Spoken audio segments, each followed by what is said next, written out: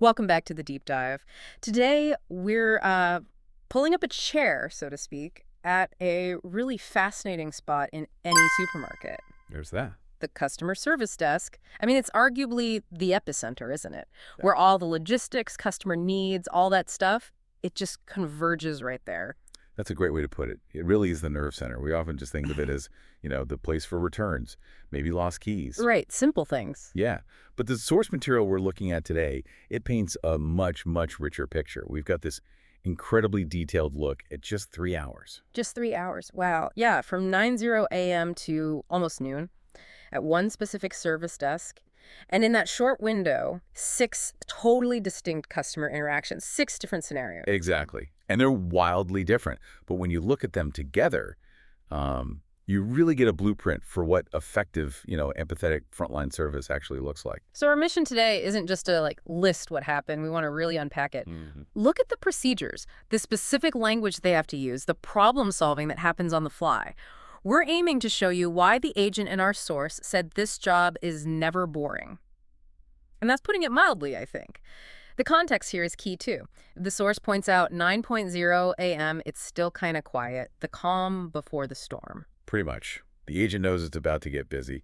The source says many people come with different questions. Yeah. So you need flexibility, huge flexibility. Right, you can't predict what's next. Not at all. Yeah.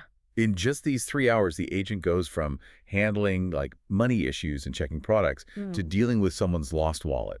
Real anxiety there, and then signing people up for loyalty cards.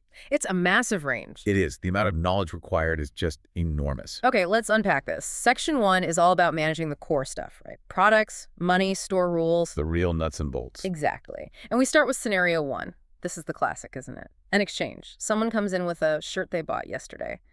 Turns out it's too small. Yeah, this is like baseline retail procedure 101.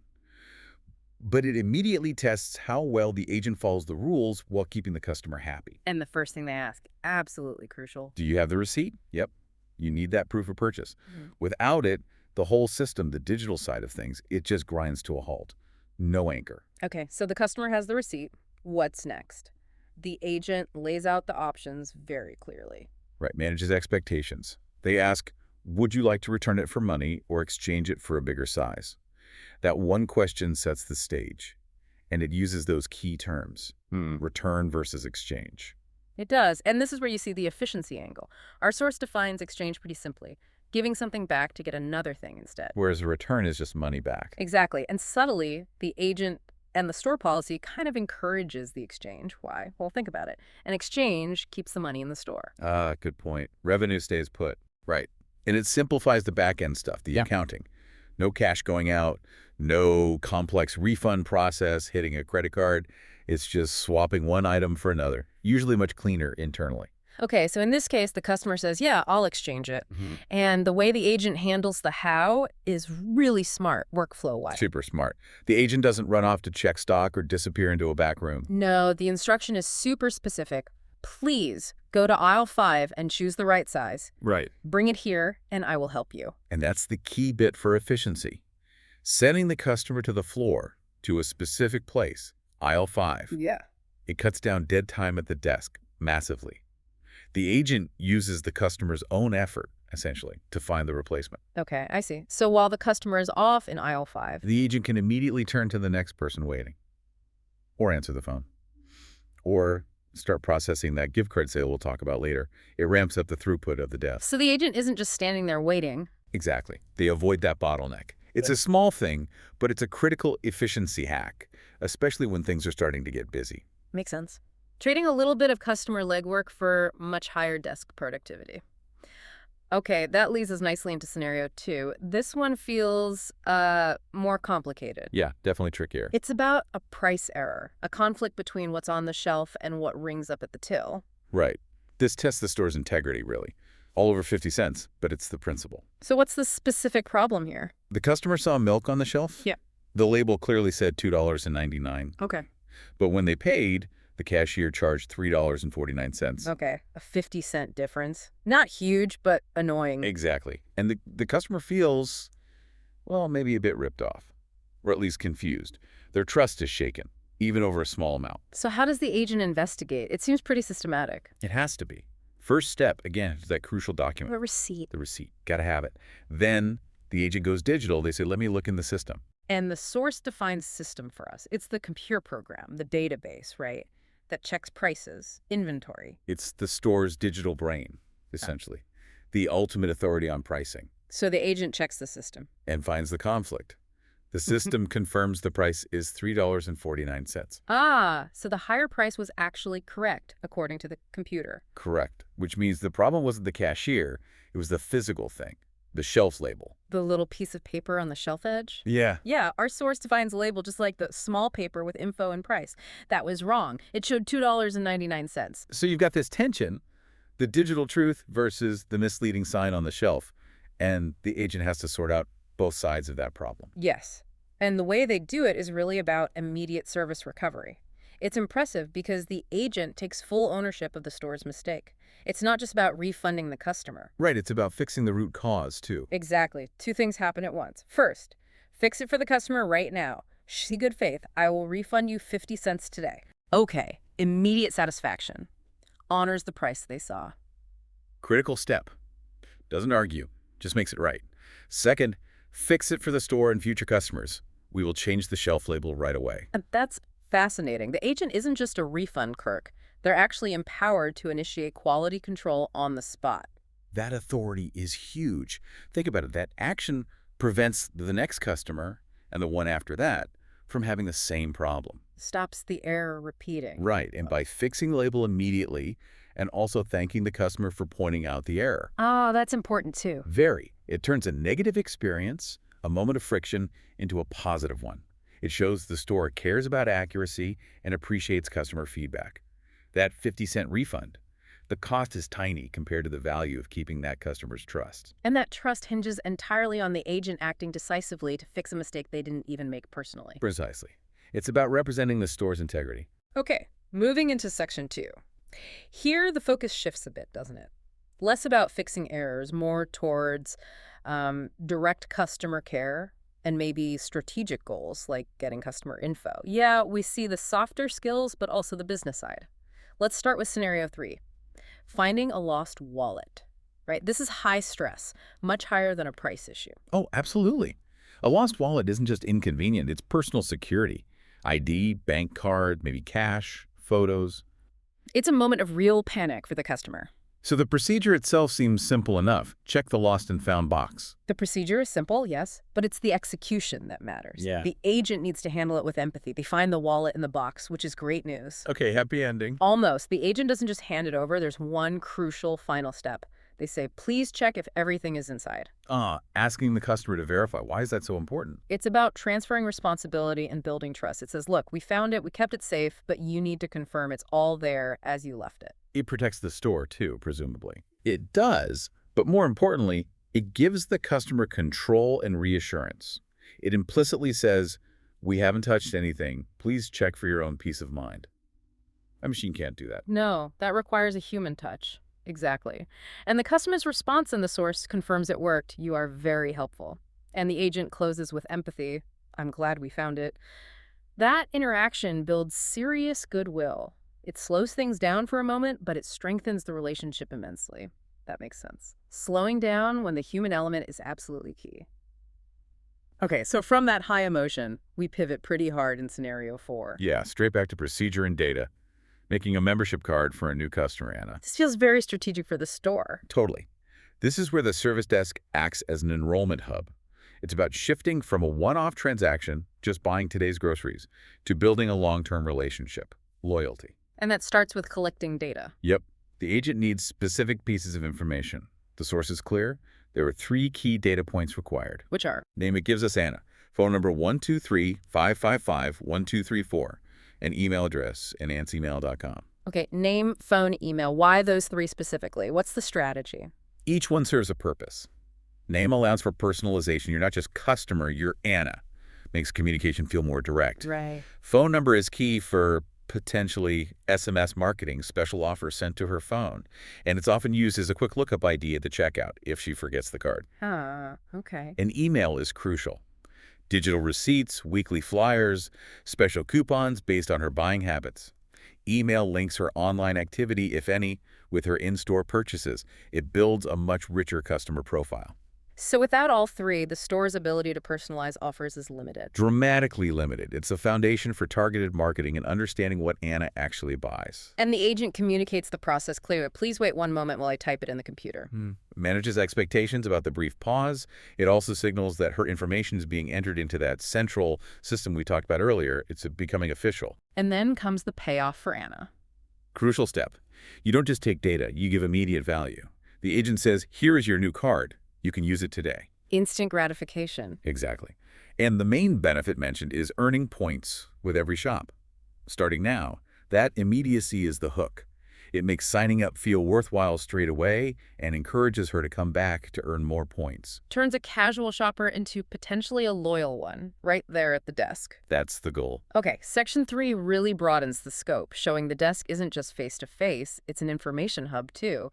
Scenario 5 is about a phone call. Right. The service desk's reach extends beyond the physical counter. The phone rings, and the agent has to handle that alongside people potentially waiting in line. Tests their multitasking. Definitely. And their ability to access information quickly, remotely. This call actually has two distinct requests packed into one. Okay, what's the first one? Pretty simple. Just operational info. What time do you close today? Straightforward. And the agent gives a clear, direct answer. We close at 10 p.m. tonight. Done. Quick, efficient. Okay, but the second request is more involved. Yeah, this one requires more knowledge. It's an inventory check plus a location question. Do you have fresh salmon today? Okay, so the agent needs to know stock levels. Right. They probably need to quickly check the system again, or maybe they just know from deliveries. They confirm yes, but they don't stop there. What else? They add the location. It's in the seafood section. Mm. Providing the location too. Why is that little extra detail so important? You called it anticipatory service? Because it saves time and effort for everyone. For the customer, they don't arrive and then have to wander around looking for the salmon or flag down another employee to ask. Avoids frustration. Exactly. They know exactly where to go. It makes their shopping trip smoother. And for the store, it means floor staff aren't interrupted with basic location questions. The customer's response tells you it worked. Perfect. I will come later. Yeah. They got the complete answer they needed to plan their visit. Precisely. That's high-quality remote service. Giving the full solution, not just half an answer. It shows deep operational knowledge. Yeah, impressive. Okay, on to our final scenario in this 3-hour window, Scenario 6. This one involves a special purchase buying a gift card. Right, this often falls to the service desk. It's slightly different from a standard checkout transaction. And the agent starts by trying to understand the context, right? Yeah, they immediately frame it emotionally. They ask if it's for a birthday or another special occasion. Our source defines special occasion simply as an important day or event. Why ask that? It personalizes the interaction. It acknowledges the reason behind the purchase, which is often celebratory. It also might influence, say, the style of gift card offered. Okay. And the customer confirms, yes, it's for a friend's birthday. The setup seems quick then. Very quick. The customer wants a $50 value. The agent offers two styles, maybe one with balloons, one with flowers. The customer chooses flowers. Simple choice. Yep. The agent loads the $50 onto the card electronically, confirms it's active, and says, done. That was quick. Highlighting the speed. And this links to a key term here, doesn't it? Convenient. Absolutely. The source defines convenient as easy to use, helpful, and saving time. And a gift card nails all three. How so? Well, for the person buying it, it's super convenient. Solves the what gift should I get problem instantly, especially if you don't know the friend's taste perfectly. Right, it's a safe bet.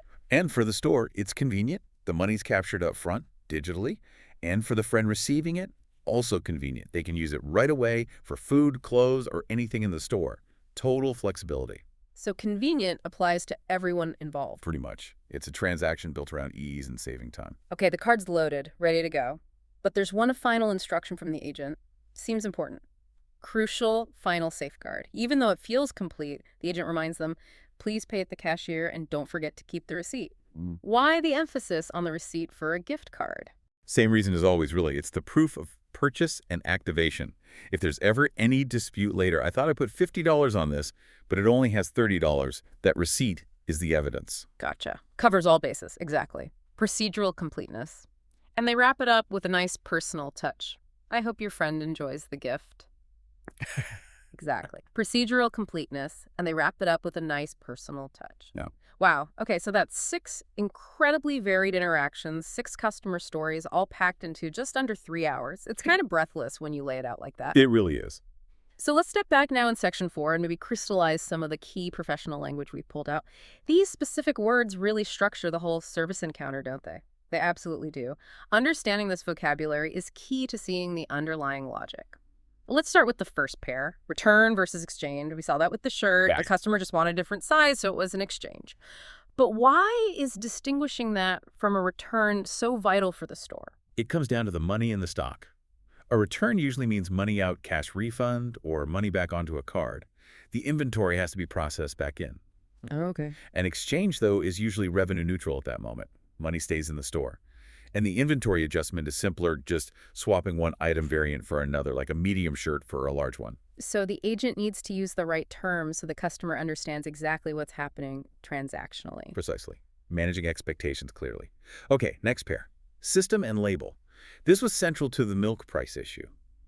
Yeah, this highlights that potential clash between the digital world and the physical one. The system, the computer database, is the store's official record, the ultimate truth on pricing.